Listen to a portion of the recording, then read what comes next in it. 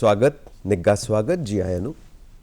संस्कार हमेशा दिते जांदे ने छोटे छोटे बच्चों नूं ताकि वो सही जीवन बतीत कर सकन। संस्कार कित्थों लैने असी? कुदरत तो। कुदरत की है? अनुशासन। संस्कार की ने? अनुशासन। संस्कृति की है? अनुशासन। यानी कि साडा सारा जीवन जदों अनुशासन विच हुंदा है तां ही उन्होंने सही मायने दे विच जीवन कहा जा सकता है, तां ही उन्हें एक सही दिशा मिलती है, एक सही दशा मिलती है, एक सही सोच ज़रूरी है, एक सही जीवन वास्ते अनुशासन ज़रूरी है। ठीक उसी तरह देश नूं भी एक सोच दी जाती है, अनुशासन दिता जाता है संविधान के रूप दे विच। संविधान एक सोच है, अनुशासन है। वख-वख देशों का जो संविधान है वो वख-वख हो सकता है क्योंकि वख-वख देशों दीयां जो ज़रूरतां ने वो वख-वख ने, इस करके संस्कार वख-वख ने, संस्कृति वख-वख है।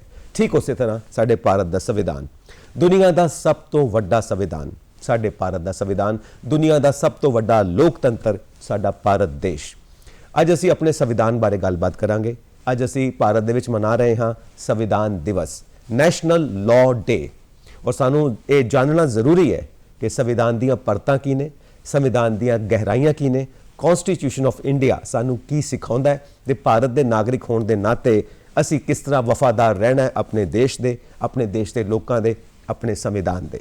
इस सब बारे जानकारी देने वास्ते साडे नाल स्टूडियोज़ दे विच मौजूद ने doctor Dinesh Arora, associate professor राजनीति शास्त्र विभाग, DAV कॉलेज जलंधर। बहुत बहुत स्वागत तुहाडा स्टूडियोज़ दे विच। बहुत बहुत धन्यवाद। संविधान दिवस दीयां तुहानूं भी मुबारकां। बहुत बहुत मुबारकां जी। सारे दर्शकों को तुसीं भी मुबारकां देना चाहोगे? सारे दर्शकों को, दूरदर्शन की सारी टीम को बहुत बहुत मुबारकबाद संविधान दिवस दियां। असी अपने संविधान बारे जानना चाहांगे। सब तो पहला तो ये अज है 26 नवंबर जी। अज दे दिन का महत्व क्योंकि 26 नवंबर 1949 नूं कुछ खास होया सी संविधान के सिलसिले दे विच भारत की धरती के उत्ते। बिल्कुल ठीक है जी। 26 नवंबर 1949 नूं भारत की संविधान सभा ने भारत के संविधान नूं अडॉप्ट किया सी और ये भागां वाला दिन है जदों भारत नूं अगे लैके जाण वास्ते उहदा मार्गदर्शन करन दे लई संविधान के रूप दे विच सानूं वो रोशनी मिलती है जिहड़ा साडे देश का मार्गदर्शन करती है। तो ये वो दिन है जिस दिन भारत की संविधान सभा ने यूनैनिमसली भारत के संविधान को अडॉप्ट किया सी। एक लंबी प्रक्रिया चों निकल के भारत का संविधान जिहड़ा है वो तैयार होया। 2 साल 11 महीने ते 18 दिनों की तपस्या की संविधान सभा ने और भारत नूं एक खूबसूरत संविधान दिता जिहड़ा भारत का मार्गदर्शन कर रहा जी। जिस वेले असीं संविधान की गल करते हैं, हाँ जी, संविधान दिवस अज मना रहे हैं और ये जानना बहुत जरूरी है कि संविधान हुंदा की है क्योंकि ये संविधान दिवस जिहड़ा है ये प्रधानमंत्री नरेंद्र मोदी जी की अध्यक्षता वाली सरकार ने 2015 तो इनू मनाना शुरू किया। और असी जिस वेले संविधान दिवस की गल करते हैं तो संविधान का मतलब, संविधान के मायने जानने बहुत जरूरी है। तो संविधान जिहड़ा वा वो किसी भी देश का सब तो वड्डा कानून होंदा है जी। ये वो आधार है जिहदे उत्ते उस देश की राजनीतिक व्यवस्था नूं स्थापित किया जाता है जी। उस देश की सरकार किहो जी होवेगी, सरकार का स्वरूप किहो जिहा होएगा, उस विच विधानपालिका, कार्यपालिका, न्यायपालिका, सरकार के जिहड़े 3 अंग है उन्होंने किवें स्थापित किया जाना, उन्हां दे काम की है, उन्हां दे फर्ज की है, उन्हां दीयां शक्तियां की है, उन्हां दा संगठन किवें करना, ये सारा कुछ संविधान दे विच दस्सिया जाता है जी। और इत्थे जानना बहुत जरूरी है कि जिहड़ा संविधान है वो जरूरी नहीं है कि किताब के रूप विच, लिखित रूप दे विच उपलब्ध होवे, ये अलिखित भी हो सकता है। जिवें असीं देखते हैं ब्रिटेन का संविधान, बरतानिया का जिहड़ा संविधान है वो लिखित रूप च उपलब्ध नहीं है जी। संविधान के उत्ते तो बहुत सारिया किताबां लिखिया गई जी, पर संविधान जिहड़ा है वो लिखित रूप दे विच सानूं दिखाई नहीं दिंदा। हाँ जी। इसदा मतलब ये नहीं है कि ब्रिटेन का संविधान नहीं है, संविधान एग्जिस्ट करता है लेकिन वो अलिखित है। जरूरी नहीं है कि संविधान लिखित रूप दे विच उपलब्ध होवे, लिखिया होया नहीं है। यस, उस उत्ते किताबां बहुत है संविधान के उपर, उहदियां व्यवस्थावां जिहड़ियां है वो विकसित होईयां समय दे नाल नाल। ये भी जरूरी नहीं है कि संविधान जिहड़ा किसी सभा द्वारा बनाया जाए जी। जिहड़ा ब्रिटेन का संविधान है समय दे नाल नाल विकसित होया। सानूं माण है कि साडा संविधान एक दुनिया का वड्डा संविधान जिन्हों कि संविधान सभा ने एक लिखती रूप दे विच बहुत विस्तार दे नाल जिहड़ा प्रेजेंट कीता और वो संविधान लगातार भारत का मार्गदर्शन कर रहा है और ये संविधान जिहड़ा है समय दीयां जरूरतां दे अनुसार लगातार विकसित हो रहा है। जिद्दां जिद्दां हालात बदलते हैं, जरूरतां नवीआं आ रही हैं, उहदे मुताबिक ये संविधान जिहड़ा लगातार विकसित हो रहा है। तो भारत का संविधान जिहड़ा है वो एक अजिहा ਮੂਲ ਆਧਾਰ ਜਿਹੜਾ ਵਿਵਸਥਾ ਨੂੰ ਪ੍ਰਦਾਨ ਕਰਦਾ ਹੈ, ਜਿਹਦੇ ਉੱਤੇ ਅਸੀਂ ਭਾਰਤ ਦੀ ਜਿਹੜੀ ਲੋਕਤਾਂਤਰਿਕ ਵਿਵਸਥਾ ਹੈ ਉਹਨੂੰ ਸਥਾਪਿਤ ਕੀਤਾ ਹੈ। ਜੀ, ਔਰ ਅਸੀਂ ਇਹ ਦੇਖਦੇ ਹਾਂ ਕਿ ਅੱਜ ਨੈਸ਼ਨਲ ਲਾਅ ਡੇ ਅਸੀਂ ਮਨਾ ਰਹੇ ਹਾਂ, ਜੀ। ਸੰਵਿਧਾਨ ਦਿਵਸ ਮਨਾ ਰਹੇ ਹਾਂ। ਜੀ ਕਈ ਵਾਰ ਇਹ ਸਵਾਲ ਆਉਂਦਾ ਹੈ, ਜੀ ਇਹ ਸਾਰੇ ਨਜ਼ਰੀਏ, ਹਾਂ ਇਹ ਸਾਰੇ ਦ੍ਰਿਸ਼ਟੀਕੋਣ, ਜੀ ਜੀ ਇਹ ਸਾਰੇ ਫਲਸਫੇ, ਬਿਲਕੁਲ ਇਹ ਫਿਲਾਸਫੀਜ਼ ਕਿੱਥੋਂ ਆਉਂਦੀਆਂ ਨੇ, ਜੀ ਇਨਸਾਨ ਦੇ ਅੰਦਰ ਕਿੱਥੋਂ ਆਉਂਦੀਆਂ ਨੇ? ਅਸੀਂ ਬਹੁਤ ਲੰਬੀ ਯਾਤਰਾ ਕੀਤੀ ਹੈ ਬਿਲਕੁਲ ਇਹਨਾਂ ਸਾਰੇ ਪਵਿੱਤਰ ਗ੍ਰੰਥਾਂ ਦੀ, ਉਹ ਵੀ ਇੱਕ ਸੰਵਿਧਾਨ ਦੇ ਰੂਪ ਦੇ ਵਿੱਚ ਸਾਡੇ ਸਾਹਮਣੇ ਨੇ। ਜੀ ਭਾਰਤ ਦਾ ਸੰਵਿਧਾਨ, ਇਹਦਾ ਸਰੋਤ ਕੀ ਹੈ? ਇਹ ਫਲਸਫਾ, ਇਹ ਫਿਲਾਸਫੀ, ਇਹ ਨਜ਼ਰੀਆ ਕਿੱਥੋਂ ਆਉਂਦਾ ਹੈ? ਜੀ ਕਿਹੜੇ ਕਿਹੜੇ ਦੇਸ਼ ਦੇ ਹੋਰ ਸੰਵਿਧਾਨ ਨੇ, ਜੀ ਕਿਹੜੇ ਕਿਹੜੇ ਦੇਸ਼ਾਂ ਤੋਂ ਲਿੱਤੇ ਗਏ ਹੋਰ ਸੰਵਿਧਾਨ ਨੇ, ਬਿਲਕੁਲ। ਜਿਨ੍ਹਾਂ ਦਾ ਇੱਕ ਖੰਗਾਲਣ ਤੋਂ ਬਾਅਦ ਇਹ ਇੱਕ ਨਵਾਂ ਰੂਪ ਤਿਆਰ ਹੋਇਆ, ਇਹ ਭਾਰਤ ਦਾ ਸੰਵਿਧਾਨ ਤਿਆਰ ਹੋਇਆ। ਦੇਖੋ, ਜਦੋਂ ਭਾਰਤ ਦੇ ਸੰਵਿਧਾਨ ਦੀ ਅਸੀਂ ਗੱਲ ਕਰਦੇ ਹਾਂ ਤਾਂ ਜਦੋਂ ਰਾਸ਼ਟਰੀ ਅੰਦੋਲਨ ਚੱਲ ਰਿਹਾ ਸੀ, ਸੁਤੰਤਰਤਾ ਸੰਘਰਸ਼ ਚੱਲ ਰਿਹਾ ਸੀ, ਜੀ। ਉਦੋਂ ਹੀ ਮੰਗ ਉੱਠਣੀ ਸ਼ੁਰੂ ਹੋ ਗਈ ਸੀ ਕਿ ਭਾਰਤ ਦਾ ਜਿਹੜਾ ਹੈ ਉਹ ਸੰਵਿਧਾਨ ਹੋਣਾ ਚਾਹੀਦਾ ਹੈ। ਲੇਕਿਨ ਇਸ ਮੰਗ ਨੂੰ ਕਿਸੇ ਨਾ ਕਿਸੇ ਤਰੀਕੇ ਦੇ ਨਾਲ ਦਬਾਉਣ ਦੀ ਕੋਸ਼ਿਸ਼ ਹੁੰਦੀ ਰਹੀ। ਹਾਲਾਤ ਬਦਲਦੇ ਆ ਔਰ 1945 ਦੇ ਵਿੱਚ ਦੂਸਰਾ ਵਿਸ਼ਵ ਯੁੱਧ ਖਤਮ ਹੁੰਦਾ ਹੈ। ਹਾਂਜੀ, ਬ੍ਰਿਟੇਨ ਦੇ ਵਿੱਚ ਨਵੀਂ ਸਰਕਾਰ ਬਣਦੀ ਹੈ ਔਰ ਉੱਥੇ ਪ੍ਰਾਈਮ ਮਿਨਿਸਟਰ ਐਟਲੇ ਜਿਹੜੇ ਹੈ ਉਹਨਾਂ ਦੀ ਅਧਿਕਸ਼ਤਾ ਦੇ ਵਿੱਚ ਨਵੀਂ ਸਰਕਾਰ ਬਣਦੀ ਹੈ, ਲੇਬਰ ਪਾਰਟੀ ਦੀ। ਉਸ ਸਰਕਾਰ ਨੇ ਇੱਕ ਮਿਸ਼ਨ ਭਾਰਤ ਦੇ ਵਿੱਚ ਭੇਜਿਆ ਜਿਹਦਾ ਨਾਮ ਹੈ ਕੈਬਨਿਟ ਮਿਸ਼ਨ। ਤੋ ਕੈਬਨਿਟ ਮਿਸ਼ਨ ਜਿਸ ਵੇਲੇ ਭਾਰਤ ਦੇ ਵਿੱਚ ਆਉਂਦਾ ਹੈ, ਉਹ ਭਾਰਤ ਦੀ ਸਾਰੀ ਵਿਵਸਥਾ ਨੂੰ ਦੇਖਦਾ ਹੈ ਔਰ ਆਪਣੇ ਸੁਜੈਸ਼ਨ ਦਿੰਦਾ ਹੈ ਕਿ ਭਾਰਤ ਦੇ ਵਿੱਚ ਇੱਕ ਸੰਵਿਧਾਨ ਸਭਾ ਹੋਣੀ ਚਾਹੀਦੀ ਹੈ ਜਿਹੜਾ ਕਿ ਭਾਰਤ ਦਾ ਸੰਵਿਧਾਨ ਬਣਾਵੇ। ਜੀ, ਔਰ ਉਸ ਸੰਵਿਧਾਨ ਸਭਾ ਦੇ 399 ਮੈਂਬਰ ਹੋਣੇ ਚਾਹੀਦੇ ਆ। ਹਾਂਜੀ, ਔਰ ਉਹਨਾਂ ਨੂੰ ਕਿਸ ਤਰ੍ਹਾਂ ਇਲੈਕਟ ਕਰਨਾ ਹੈ, ਉਹ ਮੈਂਬਰ ਕਿੱਥੋਂ ਆਣਗੇ, ਰਿਆਸਤਾਂ ਚੋਂ ਕਿੰਨੇ ਮੈਂਬਰ ਆਣੇ ਆ, ਔਰ ਉਹ ਪੂਰੀ ਵਿਵਸਥਾ ਜਿਹੜੀ ਦਿੱਤੀ ਜਾਂਦੀ ਹੈ। ਬ੍ਰਿਟਿਸ਼ ਇੰਡੀਆ ਚੋਂ ਕਿੰਨੇ ਮੈਂਬਰ ਹੈ, ਸਾਰਾ ਵਿਵਸਥਾ ਜਿਹੜੀ ਉਹ ਦੱਸੀ ਜਾਂਦੀ ਹੈ, ਸਿਫਾਰਿਸ਼ ਦਿੱਤੀ ਜਾਂਦੀ ਹੈ। ਹਾਂਜੀ, ਉਹਦੇ ਆਧਾਰ ਦੇ ਉੱਪਰ ਜੀ। 1946 ਦੇ ਵਿੱਚ ਚੋਣਾਂ ਹੁੰਦੀਆਂ ਔਰ ਸੰਵਿਧਾਨ ਸਭਾ ਜਿਹੜੀ ਹੈ ਉਹਨੂੰ ਤਿਆਰ ਕੀਤਾ ਜਾਂਦਾ ਹੈ। ਜੀ, ਔਰ ਇਹ ਸੰਵਿਧਾਨ ਸਭਾ ਜਿਹੜੀ ਹੈ ਆਪਣਾ ਕੰਮ ਸ਼ੁਰੂ ਕਰਦੀ ਹੈ 9 ਦਸੰਬਰ 1946 ਦੇ ਵਿੱਚ। ਜੀ, ਪਹਿਲੀ ਮੀਟਿੰਗ ਜਿਹੜੀ ਹੈ ਸੰਵਿਧਾਨ ਸਭਾ ਦੀ 11 ਵਜੇ ਪਾਰਲੀਮੈਂਟ ਦੇ ਸੈਂਟਰਲ ਹਾਲ ਦੇ ਵਿੱਚ ਇਹ ਮੀਟਿੰਗ ਸ਼ੁਰੂ ਹੁੰਦੀ ਹੈ। ਬੜੇ ਇੱਕ ਨਵੇਂ ਉਤਸ਼ਾਹ ਦੇ ਨਾਲ ਕਿ ਭਾਰਤ ਦਾ ਸੰਵਿਧਾਨ ਜਿਹੜਾ ਹੈ ਉਹ ਬਣਾਇਆ ਜਾਣਾ ਹੈ, ਇੱਕ ਨਵੀਂ ਰੋਸ਼ਨੀ ਜਿਹੜੀ ਹੈ ਉਹ ਦੇਖੀ ਜਾਂਦੀ ਹੈ ਔਰ ਇਹ ਮੀਟਿੰਗ ਸ਼ੁਰੂ ਹੁੰਦੀ ਹੈ। ਔਰ ਇਸ ਮੀਟਿੰਗ ਦੀ ਅਧਿਕਸ਼ਤਾ ਜਿਹੜੀ ਹੈ ਉਸ ਸਭਾ ਦੇ ਸਭ ਤੋਂ ਬਜ਼ੁਰਗ ਜਿਹੜੇ ਮੈਂਬਰ ਹੈ ਸਚਿਦਾਨੰਦ ਸਿਨਹਾ ਉਹ ਕਰਦੇ ਹੈ। ਜੀ, ਔਰ 11 ਦਸੰਬਰ 1946 ਨੂੰ ਡਾਕਟਰ ਰਜਿੰਦਰ ਪ੍ਰਸਾਦ ਜਿਹੜੇ ਹੈ ਉਹਨਾਂ ਨੂੰ ਇਸ ਸਭਾ ਦਾ ਸਥਾਈ ਅਧਿਕਸ਼ ਚੁਣ ਲਿਆ ਜਾਂਦਾ ਹੈ ਤੇ ਉਹਨਾਂ ਦੇ ਨਾਲ HC ਮੁਖਰਜੀ ਜਿਨ੍ਹਾਂ ਨੂੰ ਵਾਈਸ ਪ੍ਰੈਜ਼ੀਡੈਂਟ ਕਹਿ ਲਓ, ਉਪ ਅਧਿਕਸ਼ ਜਿਹੜਾ ਉਸ ਸਭਾ ਦਾ ਬਣਾਇਆ ਜਾਂਦਾ ਹੈ। ਹਾਂਜੀ, ਔਰ ਨਾਲ ਦੀ ਨਾਲ BN ਰਾਓ ਜਿਨ੍ਹਾਂ ਨੂੰ ਸੰਵਿਧਾਨ ਸਭਾ ਦਾ ਕਨਸਟੀਟਿਊਸ਼ਨਲ ਐਡਵਾਈਜ਼ਰ, ਸੰਵਿਧਾਨ ਸਲਾਹਕਾਰ ਜਿਹਨੂੰ ਹੈ ਉਹ ਨਿਯੁਕਤ ਕੀਤਾ ਜਾਂਦਾ ਹੈ ਔਰ ਸੰਵਿਧਾਨ ਸਭਾ ਆਪਣਾ ਜਿਹੜਾ ਸਫ਼ਰ ਹੈ ਉਹ ਸ਼ੁਰੂ ਕਰ ਦਿੰਦੀ ਹੈ। ਔਰ ਅਲੱਗ-ਅਲੱਗ ਕਮੇਟੀਆਂ ਬਣਾਈਆਂ ਜਾਂਦੀਆਂ ਜਿਨ੍ਹਾਂ ਨੂੰ ਅਲੱਗ-ਅਲੱਗ ਜ਼ਿੰਮੇਵਾਰੀਆਂ ਸੌਂਪੀਆਂ ਜਾਂਦੀਆਂ ਕਿ ਤੁਸੀਂ ਇਹ ਕੰਮ ਕਰਨੇ ਹੈ। ਲਗਭਗ 22 ਕਮੇਟੀਆਂ ਬਣਦੀਆਂ। ਹਾਂਜੀ, ਇੱਕ ਬਹੁਤ ਮਹੱਤਵਪੂਰਨ ਕਮੇਟੀ ਜਿਹੜੀ ਹੈ ਉਹ ਬਣਦੀ ਹੈ ਡਰਾਫਟਿੰਗ ਕਮੇਟੀ, ਜਿਹੜੀ ਕਿ ਡਾਕਟਰ BR ਅੰਬੇਦਕਰ ਜੀ ਦੀ ਦੇਖਰੇਖ ਦੇ ਵਿੱਚ ਬਣਦੀ ਹੈ। ਔਰ ਇਹ ਜਿਹੜੇ ਸੰਵਿਧਾਨ ਸਭਾ ਦੇ ਸਦੱਸਿਆ ਹੈ ਇਹਨਾਂ ਨੂੰ ਲਗਭਗ 60 ਦੇਸ਼ਾਂ ਦੇ ਸੰਵਿਧਾਨ ਪੜ੍ਹਨ ਵਾਸਤੇ ਦਿੱਤੇ ਜਾਂਦੇ ਆ। ਅੱਛਾ ਜੀ, ਲਗਭਗ 60 ਦੇਸ਼ਾਂ ਦੇ ਸੰਵਿਧਾਨ, 60 ਦੇਸ਼ਾਂ ਦੇ, ਬਿਲਕੁਲ।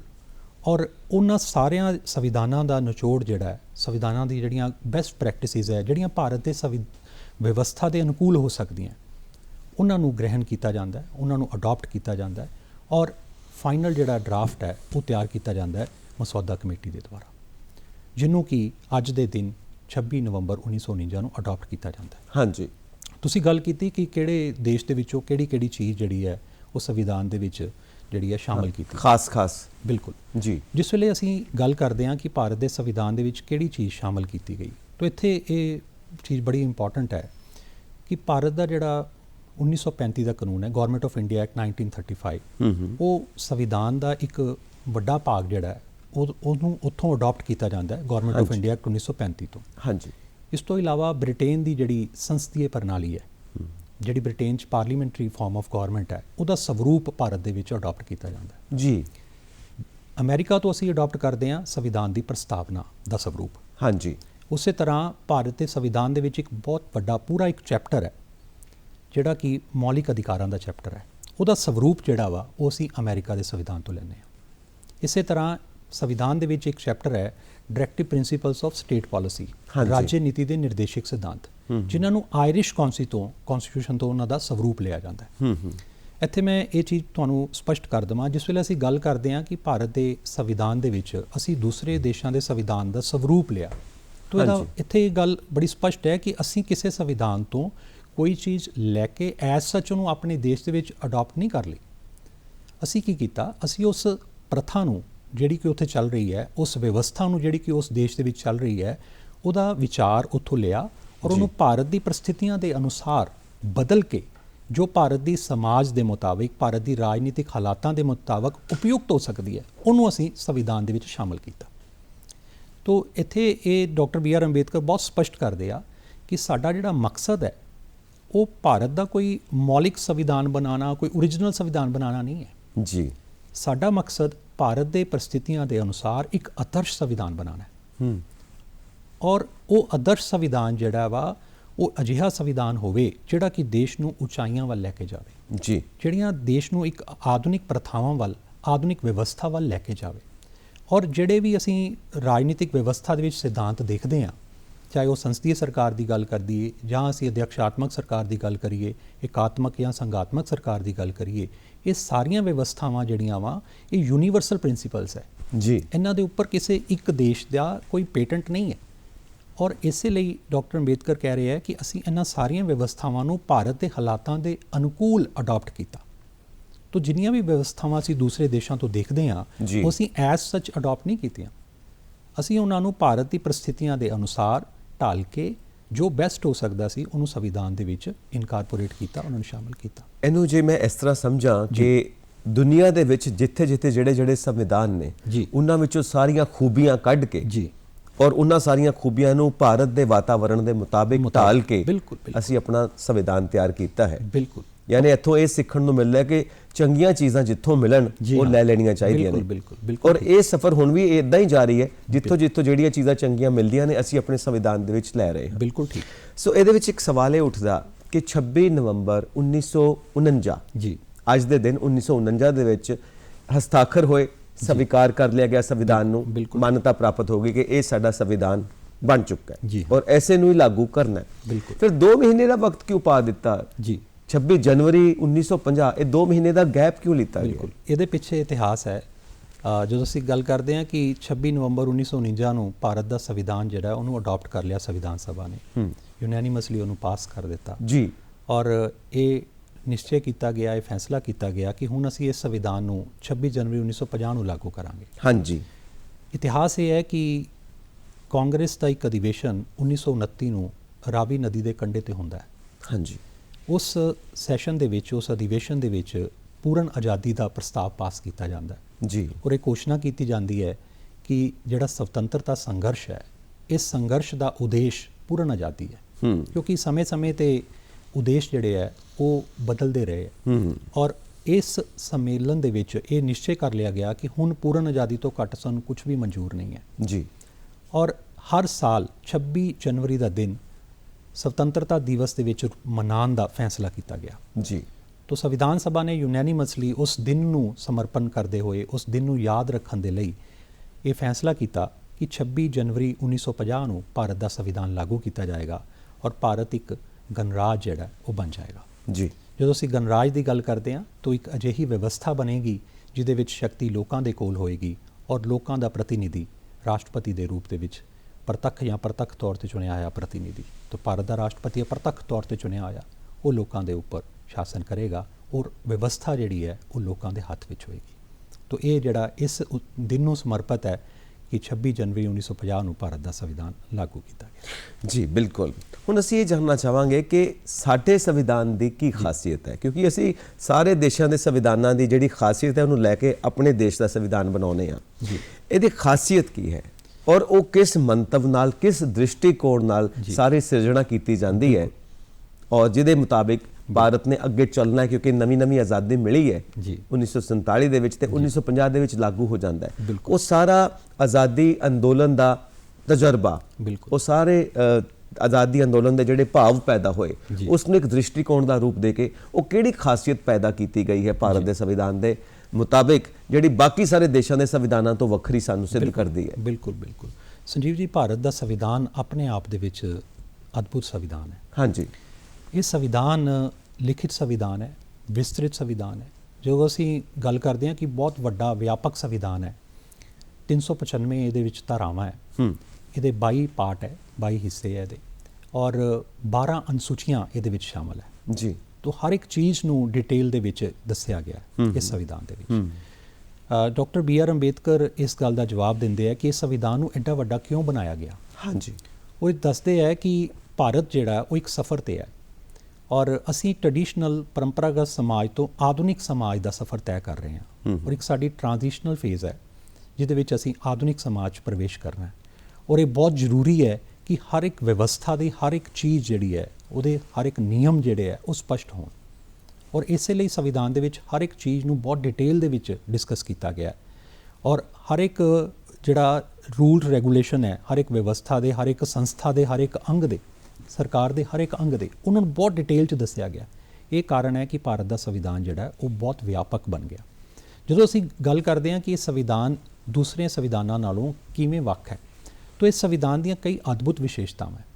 ਜਿਵੇਂ ਅਸੀਂ ਦੇਖਦੇ ਹਾਂ ਕਿ ਦੁਨੀਆ ਦੇ ਕੁਝ ਸੰਵਿਧਾਨ ਜਿਹੜੇ ਹੈ ਉਹ ਜਾਂ ਤਾਂ ਰਿਜਿਡ ਹੈ, ਬਹੁਤ ਸਟਰੋਂਗ ਸੰਵਿਧਾਨ ਹੈ ਜਿਨ੍ਹਾਂ ਨੂੰ ਬਦਲਣਾ ਬੜਾ ਔਖਾ ਹੈ, ਔਰ ਬਦਲਣ ਦੀ ਬੜੀ ਕਠੋਰ ਪ੍ਰਕਿਰਿਆ ਅਡਾਪਟ ਕੀਤੀ ਜਾਂਦੀ ਹੈ ਜੀ। ਉੱਥੇ ਅਗਰ ਅਸੀਂ ਭਾਰਤ ਦੇ ਸੰਵਿਧਾਨ ਨੂੰ ਸਾਹਮਣੇ ਰੱਖਦੇ ਹਾਂ ਤਾਂ ਭਾਰਤ ਦਾ ਸੰਵਿਧਾਨ ਜਿਹੜਾ ਉਨਾ ਰਿਜਿਡ ਨਹੀਂ ਹੈ, ਔਰ ਕੁਝ ਸੰਵਿਧਾਨ ਬਹੁਤ ਹੀ ਫਲੈਕਸੀਬਲ ਹੈ, ਤੇ ਭਾਰਤ ਦਾ ਸੰਵਿਧਾਨ ਪੂਰੀ ਤਰ੍ਹਾਂ ਦੇ ਨਾਲ ਲਚੀਲਾ ਵੀ ਨਹੀਂ ਹੈ, ਫਲੈਕਸੀਬਲ ਵੀ ਨਹੀਂ ਹੈ, ਜਿਹਨੂੰ ਮਨਮਰਜ਼ੀ ਦੇ ਨਾਲ ਆਸਾਨੀ ਦੇ ਨਾਲ ਬਦਲਿਆ ਜਾ ਸਕੇ। ਤਾਂ ਭਾਰਤ ਦਾ ਸੰਵਿਧਾਨ ਉੱਥੇ ਇੱਕ ਮਿਸ਼ਰਣ ਪੇਸ਼ ਕਰਦਾ ਹੈ, ਰਿਜਿਡਿਟੀ ਦਾ ਔਰ ਫਲੈਕਸੀਬਿਲਿਟੀ ਦਾ, ਕਠੋਰਤਾ ਦਾ ਔਰ ਲਚੀਲੇਪਨ ਦਾ। ਸੰਵਿਧਾਨ ਦੇ ਕੁਝ ਹਿੱਸੇ ਅਜਿਹੇ ਬਣਾਏ ਗਏ ਆ ਜਿਨ੍ਹਾਂ ਨੂੰ ਬਦਲਣਾ, ਜਿਨ੍ਹਾਂ ਦੇ ਵਿੱਚ ਅਮੈਂਡਮੈਂਟ ਕਰਨੇ ਬਹੁਤ ਇੱਕ ਟਫ ਪ੍ਰਕਿਰਿਆ ਜਿਹੜੀ ਹੈ, ਕਠੋਰ ਪ੍ਰਕਿਰਿਆ ਜਿਹੜੀ ਅਡਾਪਟ ਕਰਨੀ ਪੈਂਦੀ ਹੈ, ਖਾਸ ਕਰਕੇ ਉਹ ਭਾਗ ਜਿਹਦੇ ਵਿੱਚ ਸੰਘੀ ਢਾਂਚਾ ਜਿਹੜਾ ਉਹ ਸ਼ਾਮਿਲ ਕੀਤਾ ਗਿਆ, ਜਿਨ੍ਹਾਂ ਵਿੱਚ ਸਟੇਟ ਜਿਹੜੇ ਹੈ ਉਹਨਾਂ ਦੇ ਅਧਿਕਾਰ ਜਿਹੜੇ ਆ ਉਹ ਸ਼ਾਮਿਲ ਕੀਤੇ ਗਏ ਆ। ਉਹਨਾਂ ਨੂੰ ਬਦਲਣ ਦੀ ਕਠੋਰ ਪ੍ਰਕਿਰਿਆ ਜਿਹੜੀ ਹੈ ਉਹ ਅਡਾਪਟ ਕਰਨੀ ਪੈਂਦੀ ਹੈ ਜੀ। ਲੇਕਿਨ ਨਾਲ ਦੀ ਨਾਲ ਕੁਝ ਅਜਿਹੇ ਪਾਰਟ ਵੀ ਹੈ ਜਿਨ੍ਹਾਂ ਨੂੰ ਅਸੀਂ ਫਲੈਕਸੀਬਿਲਿਟੀ ਦੇ ਵਿੱਚ ਰੱਖਿਆ ਗਿਆ, ਜਿਨ੍ਹਾਂ ਨੂੰ ਆਸਾਨੀ ਦੇ ਨਾਲ ਸੰਸ਼ੋਧਿਤ ਕੀਤਾ ਜਾ ਸਕਦਾ ਹੈ। ਤਾਂ ਇੱਕ ਆਪਣੇ ਆਪ ਯੂਨੀਕਨੈਸ ਹੈ। ਕੁਝ ਸੰਵਿਧਾਨ ਦੁਨੀਆ ਦੇ ਵਿੱਚ ਅਜਿਹੇ ਆ ਜਿਹੜੇ ਫੈਡਰਲ ਆ, ਸੰਘੀ ਸੰਵਿਧਾਨ ਹੈ, ਜਿਨ੍ਹਾਂ ਵਿੱਚ ਦੋਹਰੀ ਵਿਵਸਥਾ ਜਿਹੜੀ ਉਹਨੂੰ ਅਡਾਪਟ ਕੀਤਾ ਗਿਆ। ਕੁਝ ਸੰਵਿਧਾਨ ਅਜਿਹੇ ਹੈ ਜਿਨ੍ਹਾਂ ਦੇ ਵਿੱਚ ਯੂਨਿਟਰੀ ਵਿਵਸਥਾ ਨੂੰ ਅਡਾਪਟ ਕੀਤਾ ਗਿਆ, ਇਕਾਤਮਕ ਵਿਵਸਥਾ ਅਡਾਪਟ ਕੀਤੀ ਗਈ ਹੈ। ਤਾਂ ਸਾਡੇ ਇੱਥੇ ਮਿਸ਼ਰਣ ਦੇਖਣ ਨੂੰ ਮਿਲਦਾ। ਸੰਵਿਧਾਨ ਦੀ ਧਾਰਾ ਇੱਕ ਬੋਲਦੀ ਹੈ, India that is Bharat shall be a union of states. ਜਿਹੜੀ ਵਿਵਸਥਾ ਦੇਖਣ ਨੂੰ ਮਿਲਦੀ ਪਈ ਹੈ ਉਹਦਾ ਮਤਲਬ ਇਹ ਹੈ ਕਿ ਜਿਹੜੀ ਭਾਰਤ ਦੇ ਸੰਵਿਧਾਨ ਦੀ ਸਪਿਰਿਟ ਹੈ, ਜਿਹੜਾ ਉਦੇਸ਼ ਹੈ, ਉਹ ਉਦੇਸ਼ ਇਹ ਹੈ ਕਿ ਦੇਸ਼ ਇੱਕ ਹੈ। ਦੇਸ਼ ਦੀ ਵਿਵਸਥਾ ਨੂੰ ਚਲਾਉਣ ਦੇ ਲਈ ਰਾਜ ਜਿਹੜੇ ਆ ਸਥਾਪਿਤ ਕੀਤੇ ਗਏ ਆ, ਦੇਸ਼ ਦੇ ਪ੍ਰਬੰਧ ਨੂੰ ਸੁਚਾਰੂ ਰੂਪ ਦੇ ਵਿੱਚ ਚਲਾਉਣ ਦੇ ਲਈ, ਅੱਛੇ ਤਰੀਕੇ ਨਾਲ ਚਲਾਉਣ ਦੇ ਲਈ ਸ਼ਕਤੀਆਂ ਦਾ ਵਿਭਾਜਨ ਕੀਤਾ ਗਿਆ। ਲੇਕਿਨ ਸੰਵਿਧਾਨ ਇੱਕ ਹੈ, ਦੇਸ਼ ਇੱਕ ਹੈ, ਨਾਗਰਿਕਤਾ ਇੱਕ ਹੈ, ਔਰ ਉਸ ਵਿਵਸਥਾ ਦੇ ਵਿੱਚ ਜਿਹੜੀ ਆਤਮਾ ਰੱਖੀ ਗਈ ਹੈ ਉਹ ਇੱਕ ਦੀ ਰੱਖੀ ਗਈ ਹੈ, ਤਾਂ ਕਿ ਦੇਸ਼ ਜਿਹੜਾ ਆਪਣੀ ਜਿਹੜੀ ਨਾਗਰਿਕ ਦੀ ਪਹਿਚਾਣ ਹੈ ਉਹ ਭਾਰਤ ਦੇ ਰੂਪ ਵਿੱਚ ਹੋਵੇ। ਤਾਂ ਇੱਕ ਯੂਨੀਕਨੈਸ ਜਿਹੜੀ ਹੈ ਸਾਨੂੰ ਇੱਥੇ ਦੇਖਣ ਨੂੰ ਮਿਲਦੀ ਹੈ। ਫਿਰ ਅਸੀਂ ਜੇ ਦੇਖਦੇ ਹਾਂ ਕਿ ਭਾਰਤ ਦੇ ਸੰਵਿਧਾਨ ਦੇ ਵਿੱਚ ਜਿੰਨੇ ਵੀ ਅੰਗ ਸਥਾਪਿਤ ਕੀਤੇ ਗਏ ਆ, ਉਹਨਾਂ ਦੇ ਵਿੱਚ ਚੈੱਕ ਐਂਡ ਬੈਲੈਂਸ, ਕਹ ਲਓ ਕਿ ਇੱਕ ਸੰਤੁਲਨ ਬਣਾਉਣ ਦੀ ਕੋਸ਼ਿਸ਼ ਕੀਤੀ ਗਈ ਹੈ। ਕੋਈ ਵੀ ਅੰਗ ਜਿਹੜਾ ਵਾ ਉਹ ਸੰਵਿਧਾਨ ਦੀ ਸੀਮਾ ਤੋਂ ਬਾਹਰ ਨਹੀਂ ਹੈ। ਸੰਵਿਧਾਨ ਸਰਵੋੱਚ ਹੈ। ਸੰਵਿਧਾਨ ਹਰ ਇੱਕ ਅੰਗ ਦੀ, ਹਰ ਇੱਕ ਸਰਕਾਰ ਦੇ ਅੰਗ ਦੀ ਸ਼ਕਤੀਆਂ ਨੂੰ, ਉਹਨਾਂ ਦੇ ਸੰਗਠਨ ਨੂੰ ਨਿਰਧਾਰਿਤ ਕਰਦਾ ਹੈ, ਔਰ ਉਹਨਾਂ ਤੋਂ ਬਾਹਰ ਕੋਈ ਵੀ ਨਹੀਂ ਹੈ। ਕਿਹਾ ਇਹ ਜਾਂਦਾ ਹੈ ਕਿ ਜਦੋਂ ਵੀ ਤੁਹਾਨੂੰ ਕੋਈ ਸਮੱਸਿਆ ਲੱਗਦੀ ਹੈ, ਕੋਈ ਮੁੱਦਾ ਲੱਗਦਾ ਹੈ, ਤੇ ਉਹਦਾ ਸਮਾਧਾਨ ਸੰਵਿਧਾਨ ਦਿੰਦਾ ਹੈ। ਔਰ ਅਸੀਂ ਦੇਖਦੇ ਰਹੇ ਹਾਂ ਭਾਰਤ ਦੀ ਆਜ਼ਾਦੀ ਦਾ ਜਿਹੜਾ ਅਸੀਂ ਸਫ਼ਰ ਦੇਖਦੇ ਹਾਂ, ਭਾਰਤ ਦੇ ਸੰਵਿਧਾਨ ਦੀ ਅਸੀਂ ਜਰਨੀ ਦੇਖਦੇ ਹਾਂ, ਕਿੰਨੀਆਂ ਸਮੱਸਿਆਵਾਂ, ਕਿੰਨੀਆਂ ਚੁਣੌਤੀਆਂ ਸੰਵਿਧਾਨ ਦੇ ਸਾਹਮਣੇ ਆਈਆਂ, ਲੇਕਿਨ ਉਹਨਾਂ ਸਾਰੀਆਂ ਚੁਣੌਤੀਆਂ ਦਾ, ਉਹਨਾਂ ਸਾਰੀਆਂ ਸਮੱਸਿਆਵਾਂ ਦਾ ਜਵਾਬ ਸਫਲਤਾ ਦੇ ਨਾਲ ਭਾਰਤ ਦੇ ਸੰਵਿਧਾਨ ਨੇ ਦਿੱਤਾ। ਇੱਕ ਗੱਲ ਮੈਨੂੰ ਸਮਝ ਆਉਂਦੀ, ਛੋਟਾ ਜਿਹਾ ਉਦਾਹਰਨ ਹੈ ਜੀ। ਇੱਕ ਮਾਂ ਰੋਟੀ ਬਣਾਉਂਦੀ ਪਈ ਹੈ ਜੀ ਹਾਂ, ਤੇ ਉਹ ਰੋਟੀ ਬਣਾਉਣੀ, ਉਹਨੂੰ ਲੱਗਾ ਕਿ ਕਿਤੇ ਫੁਲਕਾ ਸੜ ਨਾ ਜਾਵੇ, ਜੀ ਹਾਂ, ਉਹ ਕੱਚਾ ਹੀ ਲਾ ਦਿੱਤਾ। ਜੀ ਜੀ ਜੀ ਜੀ, ਇਹ ਤਾਂ ਕੱਚਾ ਰਹਿ ਗਿਆ। ਜੀ। ਫਿਰ ਦੂਜਾ ਫੁਲਕਾ ਪਾਇਆ, ਉਹ ਕਹਿੰਦੀ ਪਹਿਲਾਂ ਕੱਚਾ ਰਹਿ ਗਿਆ ਸੀ, ਇਹ ਪੱਕਣਾ ਚਾਹੀਦਾ। ਉਹ ਜ਼ਿਆਦਾ ਪਕਾਉਣ ਦੇ ਚੱਕਰ 'ਚ ਉਹ ਸਾੜੀ ਬੈਠੀ, ਫਿਰ ਉਹ ਲਾ ਕੇ ਰੱਖ ਦਿੱਤਾ। ਹੁਣ ਉਹ ਇੱਕ ਕੱਚਾ ਤੇ ਇੱਕ ਸੜਿਆ ਹੋਇਆ, ਹੁਣ ਉਹਨੂੰ ਪੱਕੀ ਰੋਟੀ ਬਣਾਉਣੀ ਆ ਗਈ, ਤੀਜਾ ਫੁਲਕਾ ਬਿਲਕੁਲ ਸਹੀ ਬਣਿਆ। ਬਿਲਕੁਲ। ਤਾਂ ਇਹ ਸੰਵਿਧਾਨ ਸਾਡਾ ਇਹ ਹੈ ਕਿ ਇਹ ਬਿਲਕੁਲ ਸਹੀ ਫੁਲਕਾ ਬਣਿਆ, ਬਿਲਕੁਲ ਸਹੀ ਭੋਜਨ ਬਣਿਆ ਹੋਇਆ ਸਾਡੇ ਸਾਰਿਆਂ ਦੇ ਖਾਣ ਵਾਸਤੇ, ਤਾਂ ਕਿ ਅਸੀਂ ਇਹਦੇ ਮੁਤਾਬਿਕ ਤੰਦਰੁਸਤ ਵੀ ਹੋਈਏ ਤੇ ਦੇਸ਼ ਨੂੰ ਵੀ ਤੰਦਰੁਸਤ ਕਰੀਏ।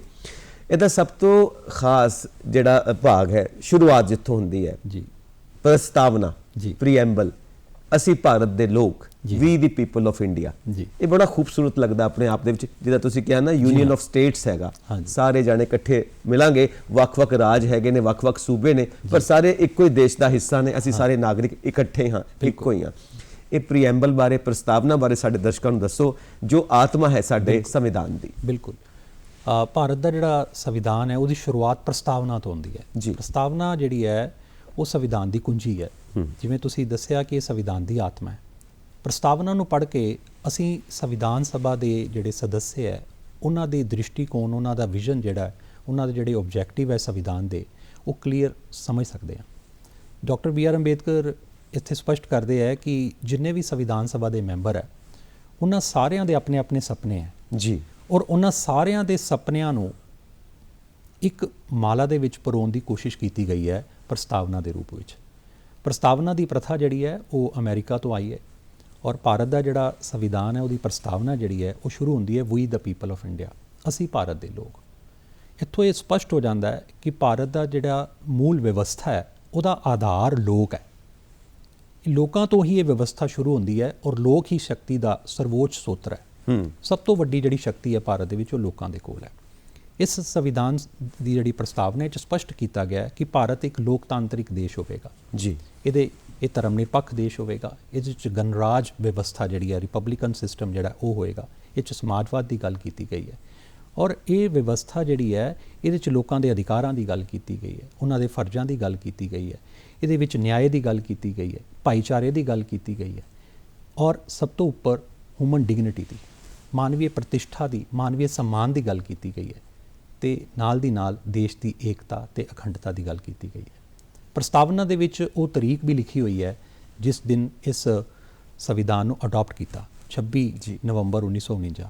ਤੋਂ ਇੱਕ ਆਪਣੇ ਆਪ ਦੇ ਵਿੱਚ ਸੰਵਿਧਾਨ ਦੀ ਕੁੰਜੀ ਹੈ, ਆਪਣੇ ਆਪ ਦੇ ਵਿੱਚ ਇੱਕ ਕੰਪਲੀਟ ਇੱਕ ਕਨਸੈਪਟ ਹੈ ਜਿਹਨੂੰ ਅਸੀਂ ਪੜ੍ਹ ਕੇ ਪੂਰੇ ਸੰਵਿਧਾਨ ਦੀ ਜਿਹੜੀ ਮੂਲ ਧਾਰਨਾ ਹੈ ਉਹਨੂੰ ਸਮਝ ਸਕਦੇ ਹਾਂ। ਔਰ ਇਹ ਯੂਨੈਨਿਮਸਲੀ ਅਡਾਪਟ ਕੀਤਾ ਗਿਆ ਪ੍ਰਸਤਾਵਨਾ ਨੂੰ ਔਰ ਇਹ ਅੱਜ ਦੇ ਦਿਨ ਸਕੂਲਾਂ ਦੇ ਵਿੱਚ, ਕਾਲਜਾਂ ਦੇ ਵਿੱਚ, ਹਰ ਇੱਕ ਅਦਾਰੇ ਦੇ ਵਿੱਚ, ਸਰਕਾਰੀ ਅਦਾਰਿਆਂ ਦੇ ਵਿੱਚ ਇਸ ਪ੍ਰਸਤਾਵਨਾ ਨੂੰ ਬੱਚਿਆਂ ਨੂੰ ਪੜ੍ਹਾਇਆ ਜਾਂਦਾ ਹੈ। ਉੱਥੇ ਦੇ ਜਿਹੜੇ ਕਰਮਚਾਰੀ ਉਹਨਾਂ ਨੂੰ ਪੜ੍ਹਾਇਆ ਜਾਂਦਾ ਹੈ, ਉਹਨਾਂ ਨੂੰ ਦੱਸਿਆ ਜਾਂਦਾ ਹੈ ਕਿ ਭਾਈ ਤੁਸੀਂ ਇਹਨੂੰ ਪੜ੍ਹ ਕੇ ਪੂਰੇ ਸੰਵਿਧਾਨ ਦੀ ਸਪਿਰਿਟ ਨੂੰ ਸਮਝ ਸਕਦੇ ਹੋ ਕਿ ਇਹ ਸੰਵਿਧਾਨ ਲੋਕਾਂ ਦਾ ਸੰਵਿਧਾਨ ਹੈ।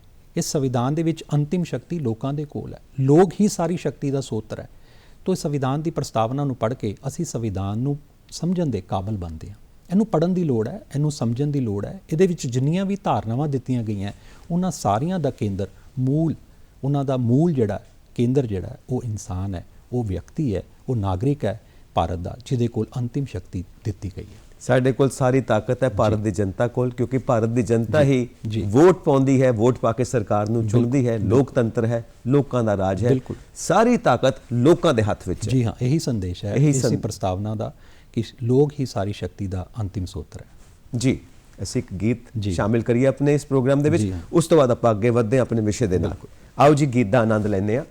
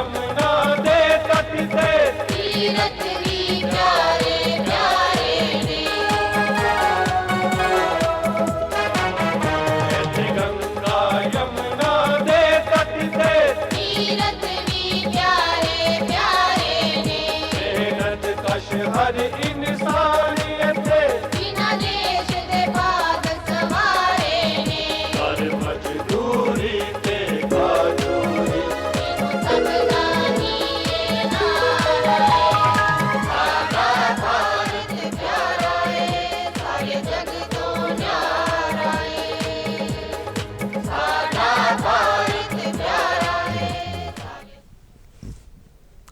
ਪਿਆਰਾ ਦੇਸ਼ ਸਾਡਾ ਭਾਰਤ, ਜਿੰਨਾ ਪਿਆਰਾ ਦੇਸ਼ ਓਨਾ ਹੀ ਪਿਆਰਾ ਸਾਡਾ ਸੰਵਿਧਾਨ। ਔਰ ਅੱਜ ਅਸੀਂ ਸੰਵਿਧਾਨ ਦਿਵਸ ਮਨਾ ਰਹੇ ਹਾਂ, ਨੈਸ਼ਨਲ ਲਾਅ ਡੇ। ਔਰ ਇਸ ਬਾਰੇ ਜਾਣਕਾਰੀ ਦੇ ਰਹੇ ਨੇ doctor Dinesh Arora, associate professor, department of political science, DAV college Jalandhar ਤੋਂ। ਡਾਕਟਰ ਸਾਹਿਬ, ਤੁਸੀਂ ਦੱਸਿਆ ਕਿ ਸਾਰੀ ਤਾਕਤ ਲੋਕਾਂ ਦੇ ਕੋਲ, ਭਾਰਤ ਦੇ ਸੰਵਿਧਾਨ ਦੇ ਮੁਤਾਬਿਕ ਸਾਰੀ ਤਾਕਤ ਸਾਡੇ ਹੱਥਾਂ 'ਚ, ਲੋਕਾਂ ਦੇ ਹੱਥਾਂ 'ਚ, ਜਨਤਾ ਦੇ ਹੱਥਾਂ 'ਚ। ਉਹਨੇ ਸਾਰੀ ਤਾਕਤ ਲੋਕਾਂ ਦੇ ਹੱਥਾਂ ਦੇ ਵਿੱਚ, ਜਨਤਾ ਦੇ ਹੱਥਾਂ ਵਿੱਚ ਦਿੱਤੀ ਹੈ ਬਾਬਾ ਸਾਹਿਬ ਡਾਕਟਰ BR ਅੰਬੇਦਕਰ ਜੀ ਨੇ, ਜਿਨ੍ਹਾਂ ਨੂੰ ਅਸੀਂ ਕਹਿੰਦੇ ਹਾਂ ਕਿ ਭਾਰਤ ਦੇ ਸੰਵਿਧਾਨ ਦੇ ਰਚਿਤਾ ਨੇ, ਬਿਲਕੁਲ ਪਿਤਾਮਾ ਨੇ ਭਾਰਤ ਦੇ ਸੰਵਿਧਾਨ ਦੇ। ਉਹਨਾਂ ਬਾਰੇ ਜਾਣਨਾ ਚਾਹਾਂਗੇ, ਉਹਨਾਂ ਦੀ ਕੀ ਸੋਚ ਰਹੀ ਕਿ ਸਭ ਕੁਝ ਲੋਕਾਂ ਦੇ ਹੱਥਾਂ 'ਚ ਦੇ ਦਿੱਤਾ ਉਹਨਾਂ ਨੇ। ਬਿਲਕੁਲ ਡਾਕਟਰ BR ਅੰਬੇਦਕਰ ਜੀ ਦਾ ਸੰਵਿਧਾਨ ਨਿਰਮਾਣ ਦੇ ਵਿੱਚ ਵੱਡਮੁੱਲਾ ਯੋਗਦਾਨ ਹੈ। ਉਹ ਸੰਵਿਧਾਨ ਦੇ ਨਿਰਮਾਤਾ ਹੈ, ਸੰਵਿਧਾਨ ਦੇ ਪਿਤਾਮਾ ਹੈ। ਅੱਜ ਦਾ ਦਿਨ ਹੈ, ਅਸੀਂ ਉਹਨਾਂ ਨੂੰ ਆਪਣੇ ਸ਼ਰਧਾ ਸੁਮਨ ਭੇਟ ਕਰਦੇ ਹਾਂ। ਜੀ ਜੀ, ਉਹਨਾਂ ਦੀ ਬਹੁਤ ਵੱਡੀ ਦੇਣ ਹੈ ਸੰਵਿਧਾਨ ਦੇ ਰੂਪ ਵਿੱਚ। ਜਿਸ ਵੇਲੇ ਸੰਵਿਧਾਨ ਬਣਾਉਣ ਦਾ ਸਮੇਂ ਆਉਂਦਾ ਹੈ, ਉਸ ਵੇਲੇ ਇੱਕ ਵਿਚਾਰ ਇਹ ਵੀ ਸੀ ਕਿ ਸੰਵਿਧਾਨ ਕਿਸੇ ਵਿਦੇਸ਼ੀ ਕੋਲੋਂ ਬਣਵਾ ਲਈਏ। ਲੇਕਿਨ ਸੰਵਿਧਾਨ ਜਿਹੜਾ ਹੈ ਉਹ ਸਮਾਜ ਦੀ ਵਿਵਸਥਾ ਦੇ ਵਿੱਚ ਕੰਮ ਕਰਦਾ ਹੈ। ਇਹ ਉਹੀ ਵਿਅਕਤੀ ਬਣਾ ਸਕਦਾ ਹੈ ਜਿਹੜਾ ਕਿ ਸਮਾਜ ਨੂੰ ਸਮਝਦਾ ਹੋਵੇ। ਹਾਂਜੀ, ਕਿਉਂਕਿ ਰਾਜਨੀਤਿਕ ਵਿਵਸਥਾ ਜਿਹੜੀ ਹੈ, ਜਿਹੜਾ ਪੋਲੀਟੀਕਲ ਸਿਸਟਮ ਹੈ, ਉਹਨੇ ਸੋਸ਼ਲ ਸਿਸਟਮ 'ਚ ਕੰਮ ਕਰਨਾ ਹੈ। ਜੇ ਸਮਾਜ ਦੀ ਸਮਝ ਹੈ, ਫਿਰ ਹੀ ਉਹ ਰਾਜਨੀਤਿਕ ਵਿਵਸਥਾ ਨੂੰ ਸਮਝ ਸਕਦਾ ਹੈ। ਦੂਸਰੀ ਗੱਲ, ਇਹ ਇੱਕ ਕਾਨੂੰਨੀ ਵਿਵਸਥਾ ਹੈ। ਤਾਂ ਪਹਿਲੀ ਕੰਡੀਸ਼ਨ ਤਾਂ ਇਹ ਹੈ ਕਿ ਉਹ ਸਮਾਜ ਨੂੰ ਸਮਝਦਾ ਹੋਵੇ, ਦੂਸਰਾ ਉਹਨੂੰ ਕਾਨੂੰਨ ਦੀ ਸਮਝ ਹੋਵੇ। ਤਾਂ ਇਹ ਦੋਨੋਂ ਜਿਹੜੀਆਂ ਚੀਜ਼ਾਂ ਹੈ, ਇਹ ਡਾਕਟਰ BR ਅੰਬੇਦਕਰ ਤੋਂ ਉੱਪਰ ਕੋਈ ਨਹੀਂ ਸੀ। ਹਾਂਜੀ, ਉਹਨਾਂ ਨੂੰ ਭਾਰਤੀ ਸਮਾਜ ਦਾ ਵੀ ਪੂਰਾ ਗਿਆਨ ਸੀ। ਭਾਰਤੀ ਸਮਾਜ ਦੇ ਪਿਛੋਕੜ ਨੂੰ, ਅਤੀਤ ਨੂੰ ਉਹ ਸਮਝਦੇ ਸੀ। ਜੀ, ਭਾਰਤੀ ਸਮਾਜ ਦੀ ਵਰਤਮਾਨ ਪਰਿਸਥਿਤੀ ਨੂੰ ਸਮਝਦੇ ਸੀ ਔਰ ਭਵਿੱਖ ਬਾਰੇ ਉਹਨਾਂ ਦਾ ਇੱਕ ਦ੍ਰਿਸ਼ਟੀਕੋਣ ਸੀ। ਕਾਨੂੰਨ ਦੇ ਉਹ ਮਾਹਰ ਸੀ ਤੇ ਉਹਨਾਂ ਨੇ ਭਾਰਤ ਦੇ ਸੰਵਿਧਾਨ ਦਾ ਜਿਹੜਾ ਮਸੌਦਾ ਹੈ ਉਹ ਤਿਆਰ ਕਰਨ ਦੇ ਵਿੱਚ, ਭਾਰਤ ਦੇ ਸੰਵਿਧਾਨ ਦੀ ਰੂਪਰੇਖਾ ਨੂੰ ਤਿਆਰ ਕਰਨ ਦੇ ਵਿੱਚ ਵੱਡਮੁੱਲਾ ਯੋਗਦਾਨ ਪਾਇਆ। ਉਹਨਾਂ ਦੇ ਵਿਅਕਤੀਤਵ ਦੀ ਪੂਰੀ ਛਾਪ ਅਸੀਂ ਸੰਵਿਧਾਨ ਤੇ ਦੇਖ ਸਕਦੇ ਹਾਂ। ਉਹਨਾਂ ਨੇ ਸੰਵਿਧਾਨ ਦੇ ਰਾਹੀਂ ਭਾਰਤ ਦੇ ਸਮਾਜ ਨੂੰ ਇਕਜੁੱਟ ਰੱਖਣ ਦਾ ਪੂਰਾ ਪ੍ਰਯਾਸ ਕੀਤਾ। ਸਮਾਜ ਦੇ ਵਿੱਚ ਜਿਹੜੀਆਂ ਕੁਰੀਤੀਆਂ, ਜਿਹੜੀਆਂ ਬੁਰਾਈਆਂ, ਉਹਨਾਂ ਨੂੰ ਦੂਰ ਕਰਨ ਦੀ ਕੋਸ਼ਿਸ਼ ਕੀਤੀ ਔਰ ਭਾਰਤ ਦਾ ਸਮਾਜ ਜਿਹੜਾ ਉਹਨੂੰ ਉਹਨਾਂ ਨੇ ਇੱਕ ਬਣਾਉਣ ਦੀ ਕੋਸ਼ਿਸ਼ ਕੀਤੀ।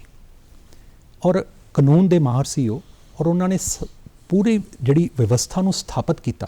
ਜੀ, ਔਰ ਐਡੀ ਕਾਮਯਾਬ ਵਿਵਸਥਾ ਹੈ ਜਿਹਨੂੰ ਅਸੀਂ ਮੰਨਦੇ ਹਾਂ ਕਿ ਉਹਦੇ ਉੱਪਰ ਇੱਕ ਲੋਕਤੰਤਰ ਦੀ ਪੂਰੀ ਇਮਾਰਤ ਜਿਹੜੀ ਹੈ ਉਹ ਸਥਾਪਿਤ ਹੈ। ਹਾਂਜੀ, ਜੇ ਅਸੀਂ ਮੰਨੀਏ ਨਾ ਕਿ ਭਾਰਤ ਦੁਨੀਆ ਦਾ ਸਭ ਤੋਂ ਵੱਡਾ ਲੋਕਤੰਤਰ ਹੈ, ਤੇ ਉਸ ਲੋਕਤੰਤਰ ਦਾ ਜਿਹੜਾ ਦਿਲ ਹੈ ਉਹ ਭਾਰਤ ਦੇ ਸੰਵਿਧਾਨ ਦੇ ਵਿੱਚ ਧੜਕਦਾ ਹੈ। ਔਰ ਇਹਦੇ ਵਿੱਚ ਡਾਕਟਰ BR ਅੰਬੇਦਕਰ ਜੀ ਦਾ ਵੱਡਮੁੱਲਾ ਯੋਗਦਾਨ ਹੈ। ਜੀ, ਕਿਉਂਕਿ ਉਹਨਾਂ ਨੇ ਹੀ ਸਾਰੀਆਂ ਕਮੇਟੀਆਂ ਦੀ ਰਿਪੋਰਟਸ ਲੈ ਕੇ ਸੰਵਿਧਾਨ ਦਾ ਜਿਹੜਾ ਮਸੌਦਾ ਹੈ ਉਹਨੂੰ ਤਿਆਰ ਕੀਤਾ। ਹਾਂਜੀ, ਔਰ ਅਸੀਂ ਦੇਖਦੇ ਹਾਂ ਜਦੋਂ ਇਹ ਸੰਵਿਧਾਨ ਨੂੰ ਅਡਾਪਟ ਕੀਤਾ ਜਾਂਦਾ ਹੈ 26 ਨਵੰਬਰ ਨੂੰ, ਤਾਂ 25 ਨਵੰਬਰ 1949 ਨੂੰ ਡਾਕਟਰ BR ਅੰਬੇਦਕਰ ਸੰਵਿਧਾਨ ਸਭਾ ਦੇ ਵਿੱਚ ਆਪਣਾ ਵੱਡਾ ਭਾਸ਼ਣ ਦਿੰਦੇ ਹੈ। ਇੱਕ ਆਸਪੈਕਟ ਨੂੰ ਉਹ ਕਲੀਅਰ ਕਰਦੇ ਹੈ ਔਰ ਇਹ ਚੀਜ਼ ਨੂੰ ਸਪਸ਼ਟ ਕਰਦੇ ਹੈ ਕਿ ਇਸ ਸੰਵਿਧਾਨ ਨੂੰ ਕਾਮਯਾਬ ਬਣਾਉਣਾ ਉਹਨਾਂ ਲੋਕਾਂ ਦੇ ਹੱਥ ਵਿੱਚ ਹੈ ਜਿਹੜੇ ਲੋਕ ਇਹਨੂੰ ਹੁਣ ਚਲਾਉਣਗੇ।